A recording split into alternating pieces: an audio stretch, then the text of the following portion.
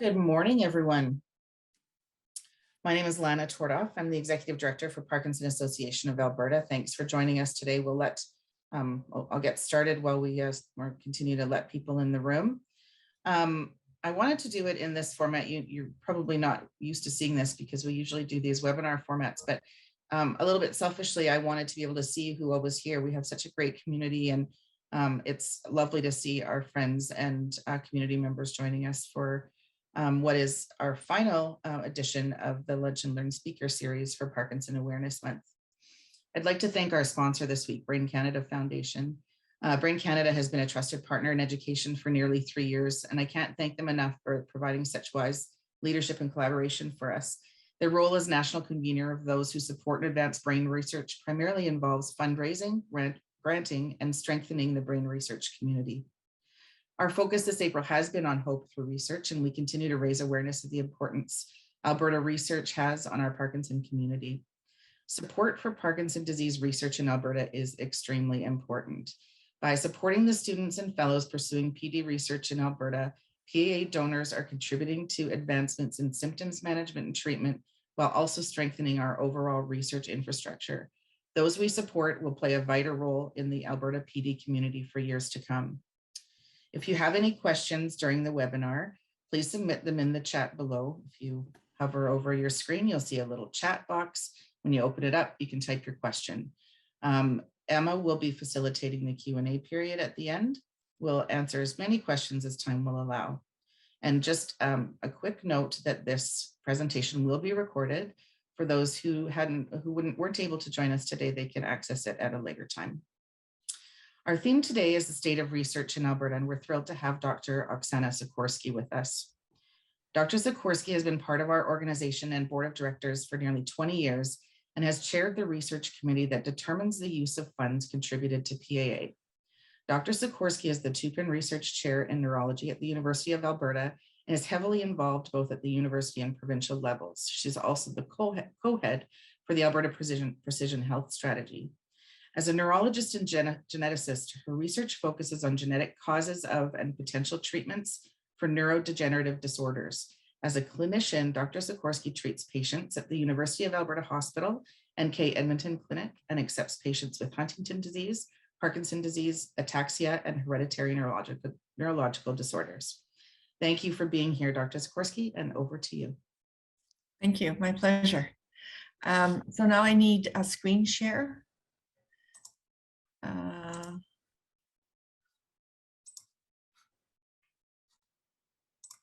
Oh, oops. Okay, how is that? Is that everybody can see that? That's perfect. Okay, so I thought when I was thinking about what to do about this talk, I was thinking about really sort of all the research that's gone on in Alberta over the past really 30, almost 40 years. And so I have two books. One is called How the Scots Invented the Modern World. And the other book is How the Irish Saved Civilization, which I think a number of you have probably either heard of or read.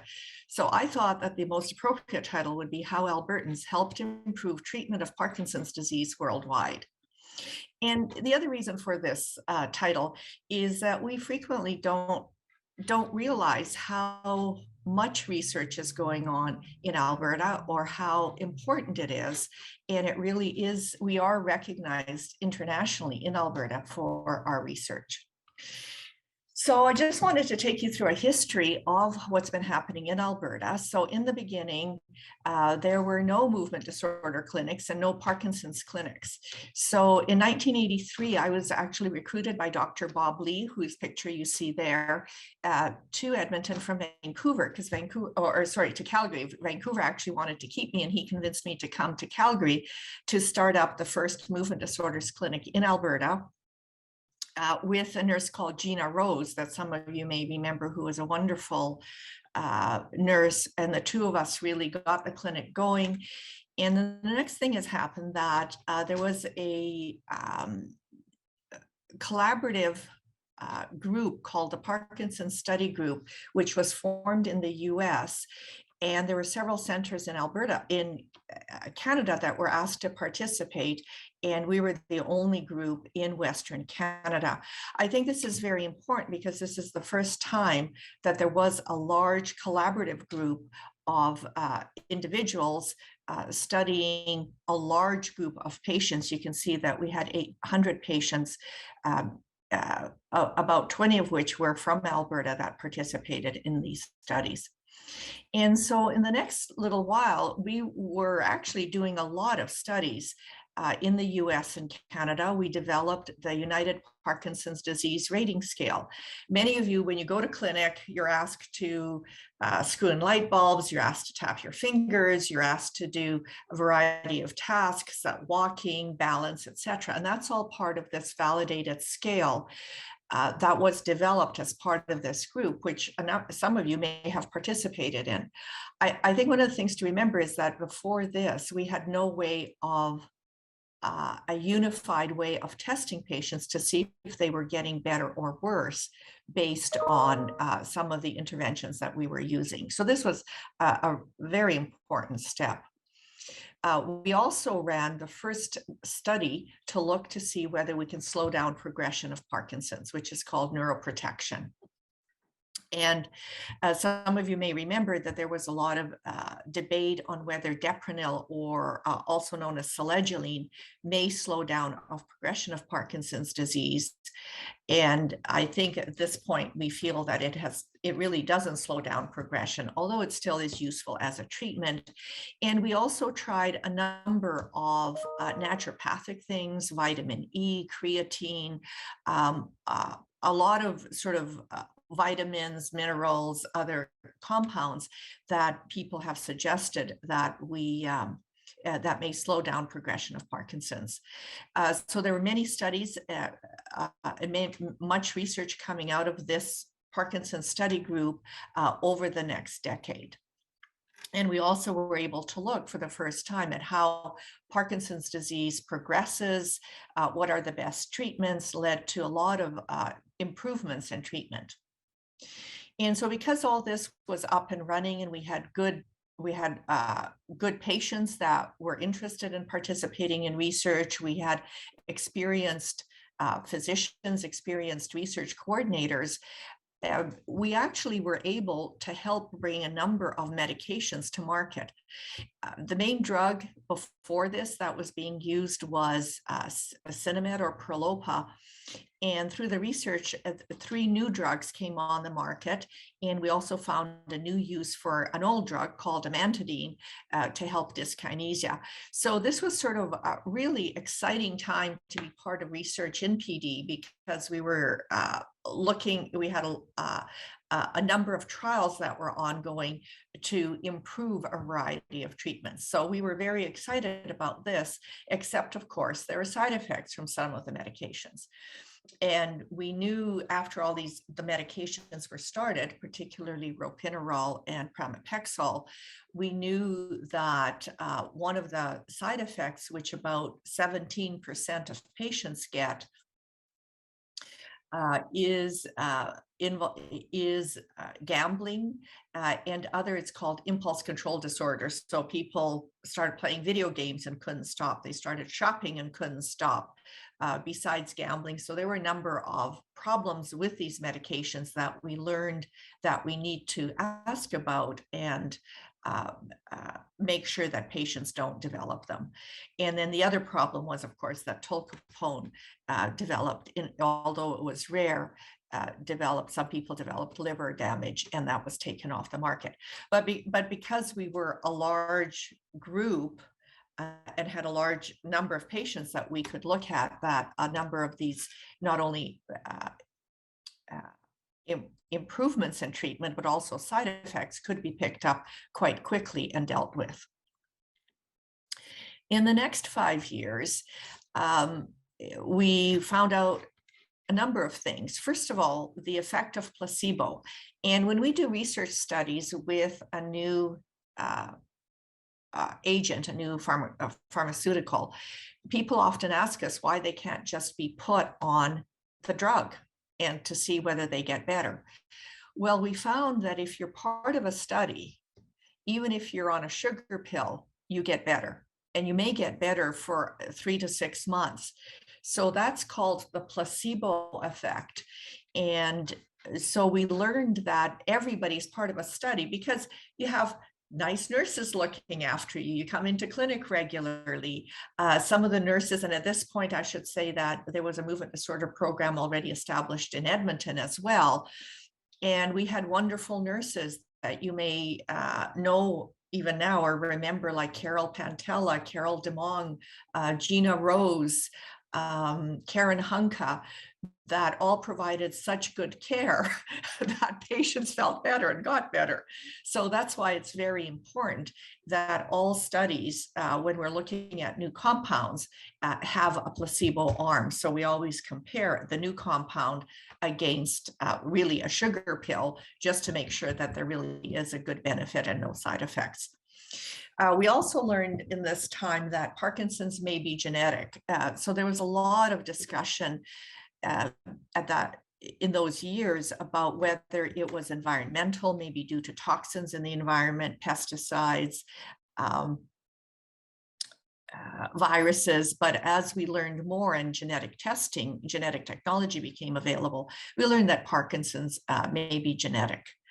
The deep brain stimulation program was initiated in Calgary and a few years after that in Edmonton. And deep brain stimulation has been shown to be a significant improvement in treatment in younger patients with Parkinson's disease. We also learned that levodopa may be protective. So the only medication to date has been shown that may slow down progression of Parkinson's is levodopa, which is either Sinemet or Prolopa. And what we found is that some of the patients, that the earlier you start levodopa, the better you may do long term. That, some patients at that time, or there was some thinking at that time, that if you delay levodopa, Sinemet or Prolopa, that you sort of save it for later and that it works better later. And that's actually incorrect. It works very well in the early stages of PD, and that benefit is maintained longer, so that if you start levodopa earlier, that you do better in the long term. So it may help those nerve cells from deteriorating at the same rate. So that was a very important study that we participated in. And then there was another drug that was approved, rotigotine, which is the patch. And the patch also works very well for Parkinson's disease. So as you can see, what's happening over time, there are clinics both in Edmonton and Calgary with physicians, with nurses, that there was a lot of research going on. And so as part of this North American research group, we were able to bring up all of these treatments. Now, in the next 5 years, there was another group that was started in addition to the Parkinson study group, and this was NET-PD, and this was an NIH-funded set of researchers, and this was very selective, where only it was sort of you had to apply, and only the best researchers and best applications were accepted, and this was funded by NIH in the US. So this is very prestigious. And I was very happy that Calgary and Edmonton were the only 2 sites selected in Canada. So there were about 30 sites in the US, and we were the only 2 sites in Canada to participate in this really very prestigious, well-funded research group. And again, this group studied a number of compounds to look for ways to improve treatment as well as to slow down progression of Parkinson's disease. So this was, again, a sort of very important studies. Unfortunately, they turned out to be negative, that we did not find any compound that could slow down progression of Parkinson's in these studies. And again, we did medications as well as a variety of naturopathic compounds, anything that looked like it may be helpful in animal studies in slowing down progression of PD. And also there were 2 new drugs that came to market with our patients participating. One was entacapone, and this is a medication that that allows the Sinemet or Prolopa to work better. So it doesn't do much by itself, but it stops the levodopa from being metabolized in the body, so more of it can get into the brain, so it can work better. And also rasagiline, which is similar to selegiline or Deprenyl, but has less side effects, also became approved. And so rasagiline has a mild effect on Parkinson's by itself, but it also prevents the levodopa or dopamine in the brain from being broken down so it can last longer. So I just thought I'd show you a diagram of what one of these studies actually looks like and what we do. So here, so this is the UPDRS. And if you remember, we talked about the UPDRS, which is the motor rating scale that we use to treat Parkinson's. And in here, we started patients on rasagiline. So this is, so you can see that a higher score is worse and a lower score is better. So when we start patients, I'm sorry, I'm not sure if you can see my my pointer. Can you see my pointer there on the screen? Yeah, it's small, Dr. Suchowersky, but it's quite readable. Yeah, you can see the little arrow. Okay. Yeah. So there you can see that when somebody starts rasagiline, that they get better by 2 points, which is a mild improvement. And then as the condition progresses, as PD progresses, then the UPDRS gets worse. So this is getting worse. It slowly gets worse.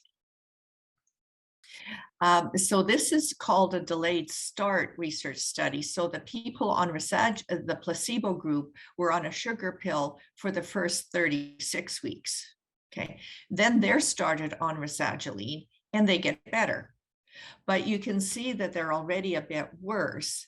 So that although they get better, they don't get better as much as this group. And that difference is maintained. So the people that start treatment later for Parkinson's, while they do improve, they never join this line of people that start treatment early. And this holds true for rasagiline, it holds true for levodopa. So that's why I think it's important to recognize that this research shows that if you start the treatment earlier, like these people did, that yes, they do get worse slowly, but they're never as have as much in the way of symptoms as the people that delay treatment and start treatment later. So that's why I think it's important that people realize that delaying treatment doesn't really give you an advantage, because the medications we have work for the duration of the condition. But like I said, you can see there that these lines never come together, right? These people that started treatment earlier continue to do better than the people that start late.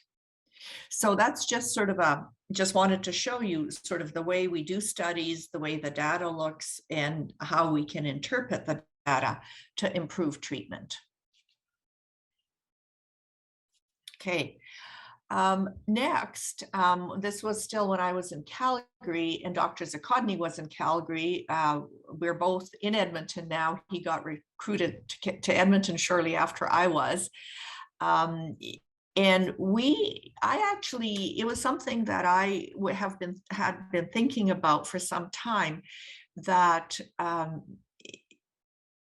there were people who said that people with Parkinson's get peripheral neuropathy, and peripheral neuropathy is damage to the nerves in the feet. So you can get numbness in the feet, you can get a bit of weakness, but it's mainly numbness that develops in the feet. And people with, say, diabetes can get this is quite common in diabetes and some other disorders. And so people, there was, when I sort of listened to what people are saying, yeah, we thought that there may be some peripheral neuropathy, nerve damage in Parkinson's, but nobody had really studied it and or tried to determine whether it was due to Parkinson's or due to the treatment, the Sinemet that we use. And so we did a study. I went to Corey Toth and Doug Suchowersky, and the three of us developed a study where we took patients with Parkinson's, studied their nerves. Some of you, if you participated in the study, even had a little biopsy of a nerve that we could look under the microscope to see if the nerve were damaged, did electrical study of the nerves, and showed that a minority of people with Parkinson's do get damage to the nerves in their feet. And this, of course, if your legs don't have good feeling, then you may have more problems with walking and balance, and would interfere with your with those functions. So what we did with various studies, and I have to say that Corey Toth was a young physician at that time and really did a lot of work on this, looked at the levels of B vitamins as well as other, particularly the B12 vitamin. And what we felt at the time is that levodopa depletes the B vitamins in your blood, and the nerves need B vitamins to function. So levodopa uses up the B vitamins as it gets metabolized, and then the B vitamins, if they're depleted, can result in nerve damage. And so this was a landmark paper. This was the first in the world that anyone did this. And this work of ours has been quoted internationally to this day. And there have been a number of people that have reproduced this research. So there may be some problem from the Parkinson's in the peripheral nerves in the feet directly, but it does seem to be a problem in particular if you take high doses of Sinemet or Prolopa, that in some people it may lead to nerve damage. The second thing that we did, where we were leaders in, was exercise and Parkinson's disease. And this was done in Calgary with Dr. Ben Hu. And I know you heard about Dr. Chomiak, Dr. Chomiak earlier this week about some of the work that's ongoing with exercise and Parkinson's disease. But this again is one of our first papers that we published. And here we had people, what we were interested in, whether people exercising to music did better than people who did not exercise to music. And so this is the group. So again, this is just a gait scale, and negative numbers are worse. This is better. And there you can see that people that didn't, were just told just to do what they were doing, that their gait and balance did not really improve. In fact, it worsened a little bit. The study was over a couple of months. The people that exercised to music, you can see improved. And you can see that there's fairly significant difference. And what we found is that we knew already that exercise helps, but exercise to music, people enjoyed doing. You know, that you put on, at that time we had Walkmans, and we gave everybody Walkmans. And if you had a Walkman, then and you loaded it with the music that you like, so it was loaded individually, then you wanted to walk, you wanted to go on the treadmill, you exercised more regularly. So exercise helps, but music, if you're doing something in a way that you enjoy it, then you do it more and more frequently and for longer. So we showed that music with exercise helps more than not exercising or just doing what you usually did, right? So some of these people did exercise, or we did another study where we also compared it to just sitting listening to music, and that didn't help as much. So that was, again, something that was novel, although there were a lot of groups doing exercise at that time. After that, I think the next big step in our understanding of Parkinson's was the development, the understanding that Parkinson's doesn't just deal with slowness and stiffness, that particularly as the condition progresses, there are a lot of non-motor symptoms, such as problems with speech, quiet speech, problem with swallowing, problem with drooling, problem with constipation, problem with bladder urgency and frequency. And it's not fair that the bladder speeds up and the bowel slows down, is it? But that's the way it is. Also sexual function, so low blood pressure. So there were a number of studies done during this period of time, just recognizing that, in fact, the majority, if not all people with Parkinson's, as the condition progresses, gets a large variety of these non-motor symptoms. And many of these symptoms can be treated and can be treated quite well, like bladder urgency, constipation, low blood pressure. These all can be treated quite easily. So you need to ask about them. You need to measure somebody's blood pressure lying and standing. And so that we developed special questionnaires, special rating scales for these symptoms, as well as treatments. We also learned that about the microbiome, and this is now very popular in a variety of areas, such as even depression and schizophrenia and a variety of disorders, where the gut, we all have lots of bacteria in the gut. And the feeling is that the gut bacteria may change if you have Parkinson's disease. So there may not be healthy bacteria anymore. They may be unhealthy bacteria. And so the question still is whether this change in the bacteria in the gut is a consequence of having Parkinson's and, the medications that you take, et cetera, and the constipation, or is it a cause of Parkinson's? And so there still are studies going on looking at whether, if we replace gut bacteria of people with Parkinson's with gut bacteria from people that don't have Parkinson's, can we improve Parkinson's? So there is some work going on looking at that. The Canadian guidelines for diagnosis and treatment of PD were published at this time. And I have to say that across Canada, now there are clinics devoted to treatment, diagnosis, and treatment of Parkinson's in every major center in Canada, in every province, every major hospital, every center.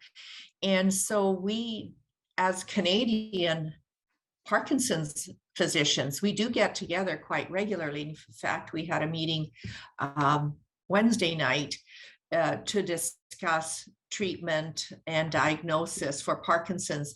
And so this group, we published the first Canadian guidelines in 2015. And since then, 2 years ago, we published an updated guideline for treatment and diagnosis of PD.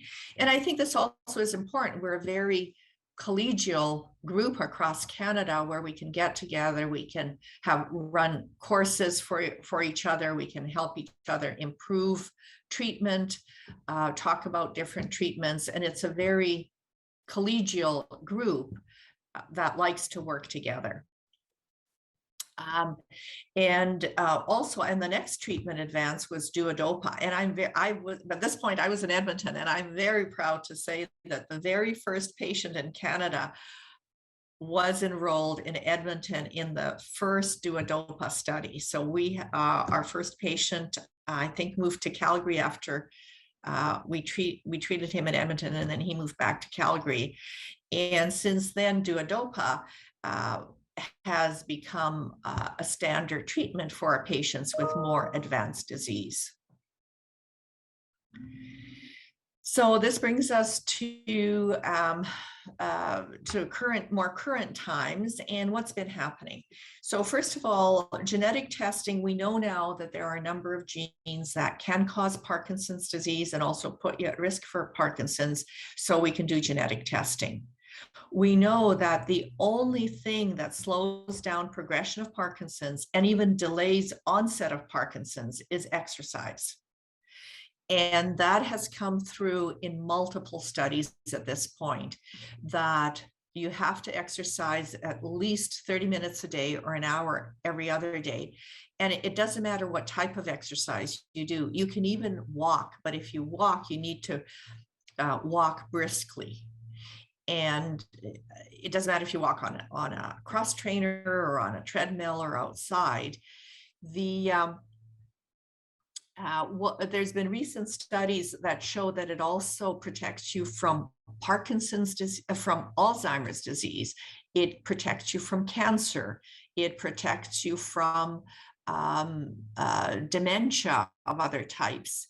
And it keeps you looking younger longer, because what happens as you age, the telomeres, which are the ends of the chromosomes, unravel and fray. And that's one of the things that leads to normal aging. And if you walk briskly every day for 30 minutes, the telomeres actually don't unravel as fast. So it does keep you younger as well. So that's really interesting work that's been done. There's another new drug that's still under research, I'd say, which is rapidine, which is a medication used for blood pressure. There's some evidence that it may slow down PD progression. It's not proven. And I think talking to my colleagues in Canada right now, no one is convinced, and we're not using it because of other potential side effects. There's also new surgeries, gamma knife and ultrasound surgery. So gamma knife in Edmonton, ultrasound surgery in Calgary for tremor, and of course palliative care, how best to look for, how best to treat individuals and look after patients and caregivers at the very advanced stage of PD. And I believe you've heard talks from Dr. Miyazaki about this, who is driving this type of research in Alberta. So what have we achieved? And, oh, a little spelling mistake, sorry about that. First of all, I'd like to say that we have achieved a lot, and it's something that we do together. It's the physicians.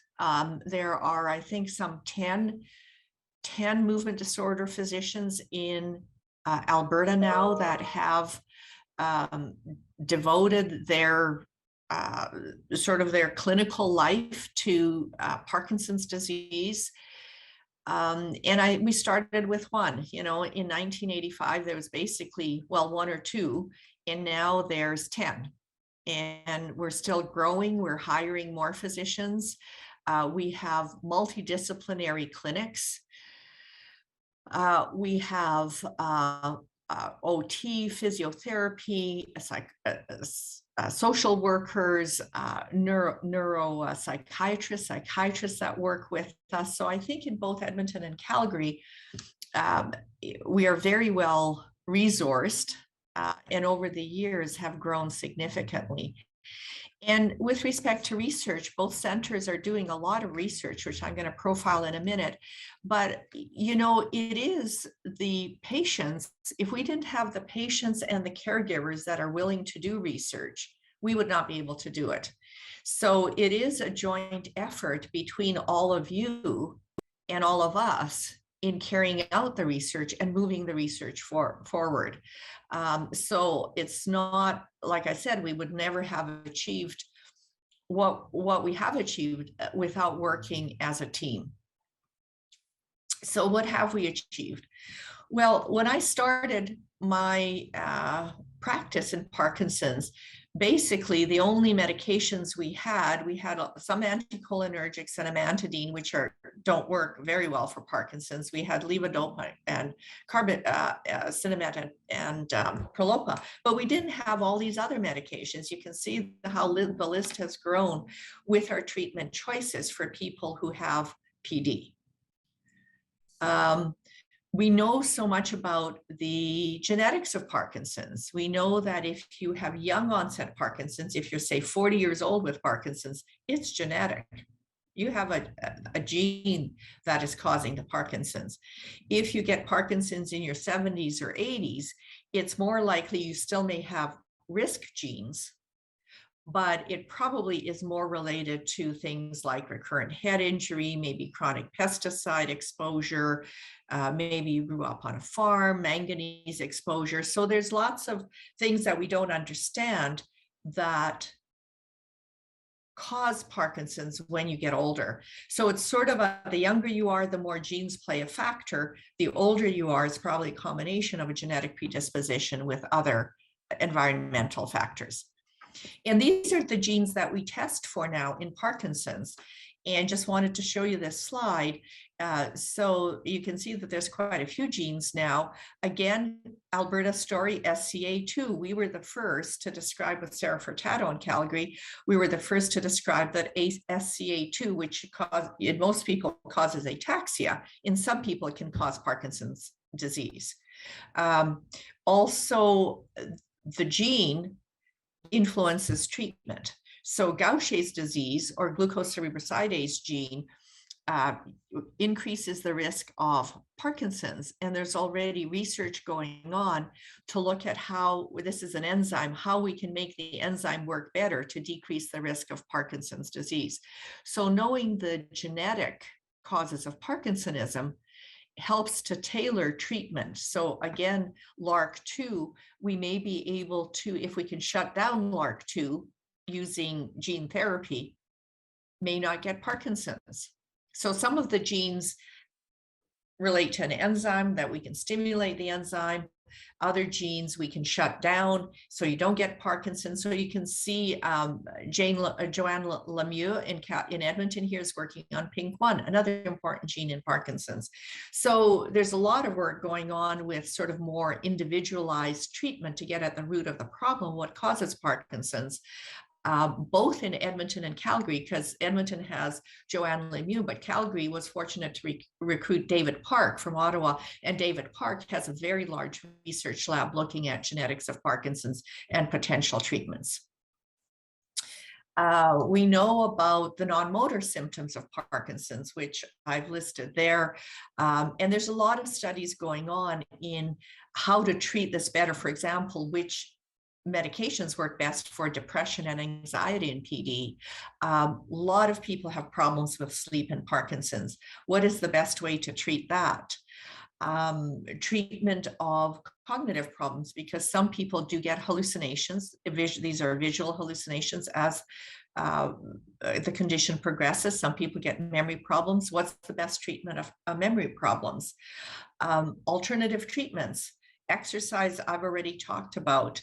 And everyone, I hope, that is on Cinemet should be taking B vitamin replacements to decrease their risk of getting nerve damage, particularly if they're on high doses of vitamin on levodopa. The other thing is everybody should be on vitamin D. We're all vitamin D deficient. And when you have Parkinson's, particularly in advanced stages, you may not be able to walk as much or get as much exercise. We want your bones to stay healthy. So vitamin D and calcium are also important. Important for bone health. And finally, the genetic testing and counseling. So what are the ongoing studies going on right now? And again, I'd like to say that there is a lot of good collaboration between the clinics in Edmonton and Calgary. For example, the See Open study, which is a large study, just sort of a database of everyone with Parkinson's, not only in Alberta, but across the country. But both Edmonton and Calgary are being participate in that. Music and exercise using Ambulosono. Again, you've heard about Ambulosono again. Again, Dr. Hu and Dr. Camacholi are collaborating on that. Improvements in gait studies again in Edmonton and Calgary. You've heard some of that earlier. Improvements in surgery and duodopa. We are, I don't know if any of you are aware that there is also a subcutaneous form of levodopa that is being developed, and we're involved in that. Some of you actually on the call may have tried it, because I know Dr. Sarna in Calgary is looking at subcutaneous delivery of levodopa. vaccines for Parkinson's. So one of the professors at U of A here is looking to see whether he can develop a vaccine for both Parkinson's and Alzheimer's. And finally, as I've already mentioned, both Edmonton and Calgary are looking for more genes that can cause Parkinson's and also treatment for Parkinson's. So you can see that there are a lot of studies going on.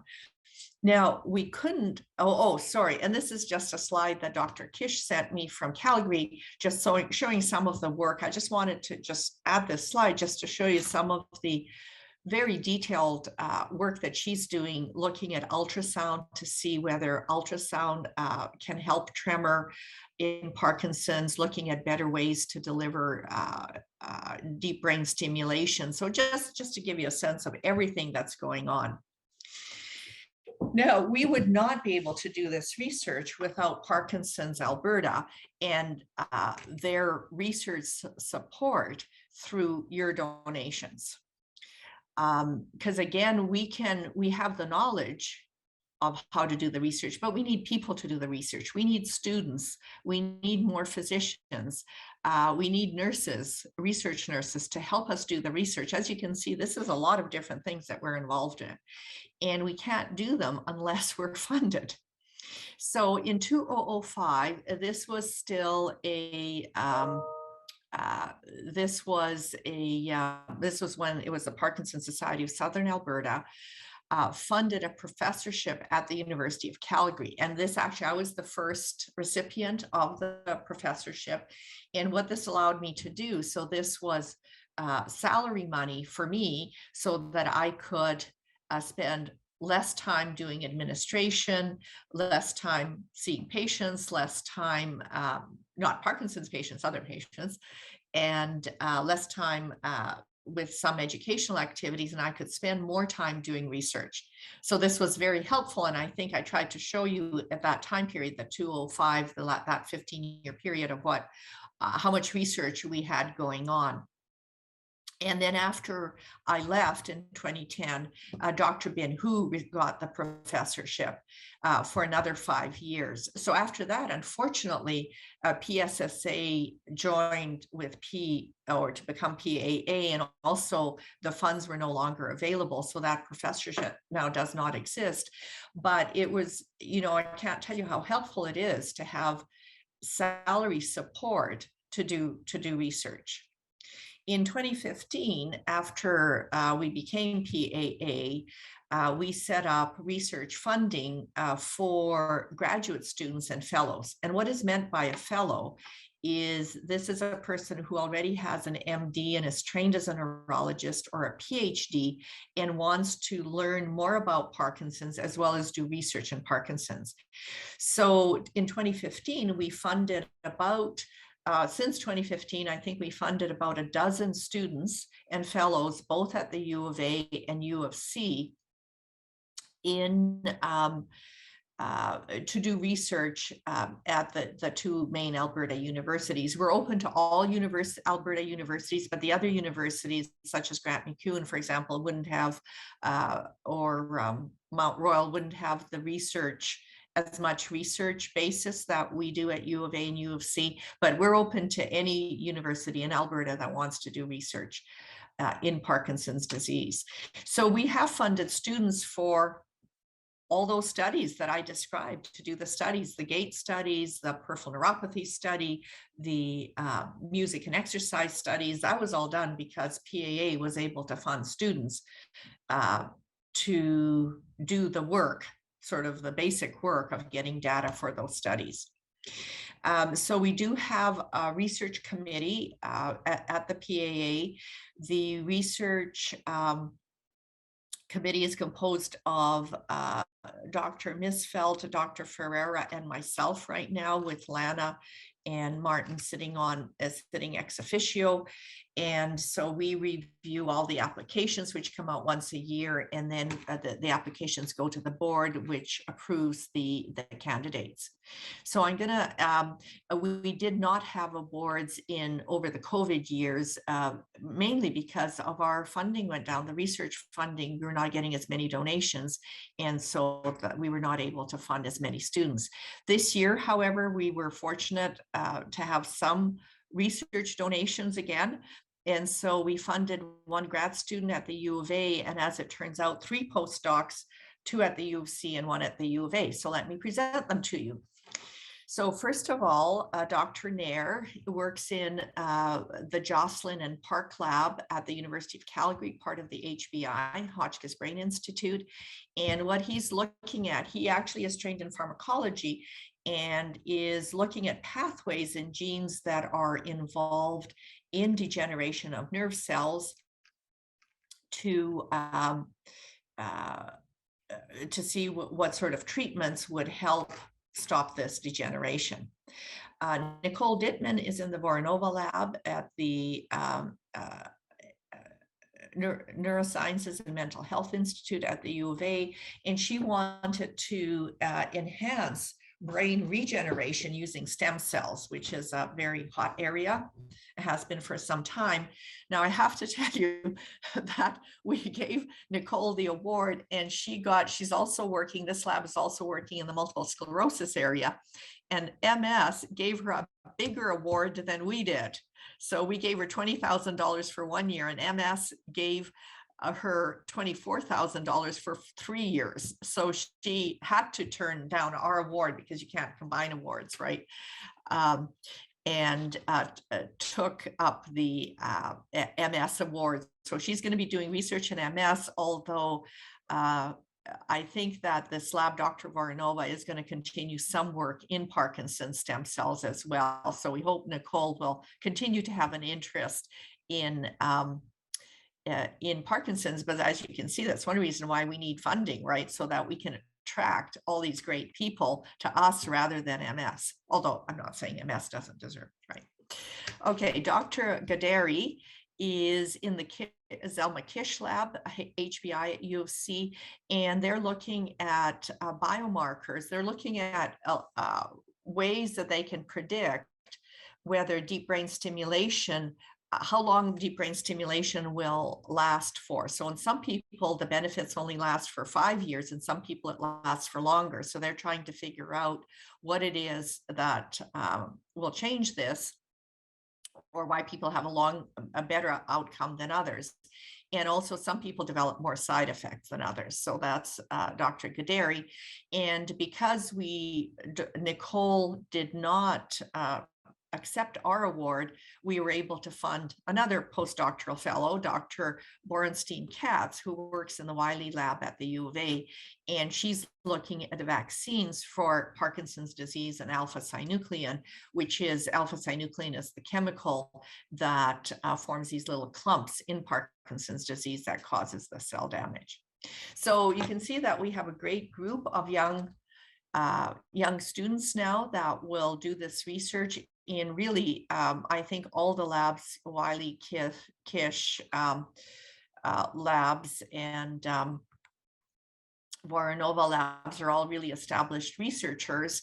And Jossilin is actually a new professor at U of C. And so we always like to support people who have just come on staff to keep their interest in, or expand their interest in Parkinson's disease. So we do try to fund younger professors that want students as well as older established labs. So what is my hope for the future? As I mentioned, it really makes a big difference if the physicians and basic researchers can have funds to have salary support and research dollars to do this research. So I would really like, I mean, if there's somebody out there with $5 million, come talk to me because we could set up a chair at either university. It would be a named chair. It could be either, if there's a group of donations, could be called like the Parkinson Alberta chair, or if it is a single person that gives $5 million or more, then that chair would be named for that person. Like right now, you know, like the Tupin chair that Lana mentioned was Dr. Tupin left his fortune to the University of Alberta. So they were able to create named chairs. For $2,000, you can get $2 million, you can get a professorship. So that gives obviously some salary support and not quite as much funds for research, but those are available, and both U of A and U of C are very interested in attracting funds for professorships. And as you know, both U of A and U of C got, I think, 17 to 20% cut in our salaries. We're not able to actually hire young professors right now. And so that is very important for outside sponsorship. I would also love to have more funding for graduate students this year and fellows. And that just shows you what each grad student and fellow costs per year for their salaries. We only had $70,000 this year to award, so we decided to give a smaller amount than you see there to give partial salary support to 3 fellows, with their professors finding funds to make up the rest of their salary. We really try to give some funding to as many as we can. But, in the past, we had more funds due to more donations, and the range of about $200,000 a year would be wonderful to have to fund all the students that could participate in all those research projects that I showed you. So I'd like to stop there. Thank you for your attention, and I am happy to answer any questions. Great. Thank you so much for all of that great information. It's so hopeful to see all the research that's happening in Alberta and know that we were part of that. And like you mentioned, it's not possible without our community. So I guess thank you to all of you who participate in research. And we do have a couple questions here. So how can the Parkinson Association community members stay updated with the research that's being done by the awardees? So you mentioned one about DBS and some of the other research that's going on. Where can you find out how that's going? So we're actually publishing that information in the Parkinson Post. So on Wednesday, you already heard, I think it was Wednesday, that you heard about some of our previous awardees. So as soon as a project is finished or the funding is finished, we ask for a report, and then we'll publish that in the Parkinson's Post. So in the Parkinson's Post, and as well as online on the website, there's information about ongoing studies that you can participate in if you want, and also the research that's going on and what happens with the students. So we try to get them to do a little, either a talk or to write up a couple of pages on what they've accomplished in the research. Okay. But the best thing to do is also, if you are attending one of the clinics, to talk to whichever physician sees you, because they will know as well as what's happening with a number of those research projects. Good. Okay, thanks.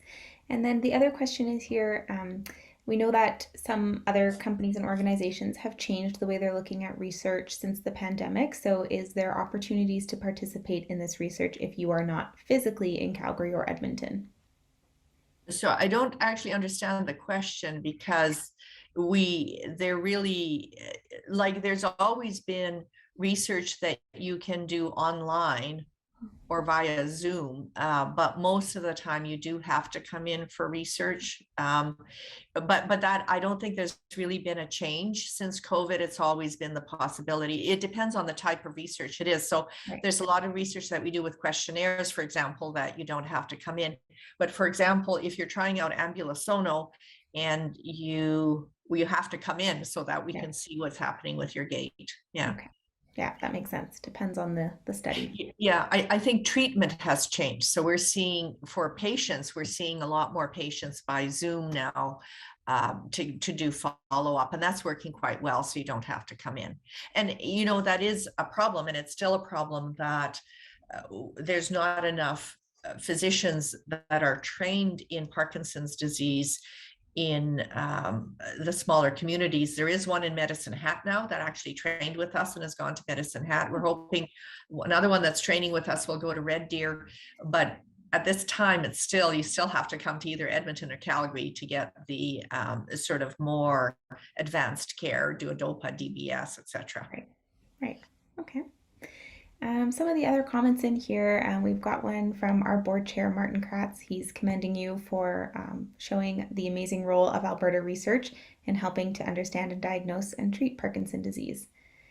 And there's another one here that is just saying thank you for the great overview and the commitment to our cause, our accomplishments, history, current activities, and how it's connected to money. So thank you very much. I'll leave another minute or two to see if there's any other questions.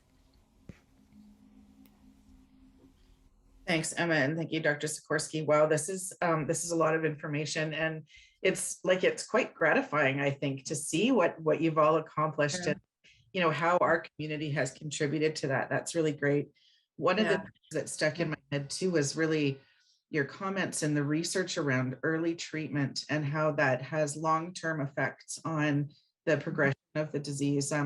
Unfortunately, we hear far too often from our clients who resisted research or resisted treatment for too long. So that's really just such good information. Thank you so much. Did you, sorry, last comment, Dr. Yeah.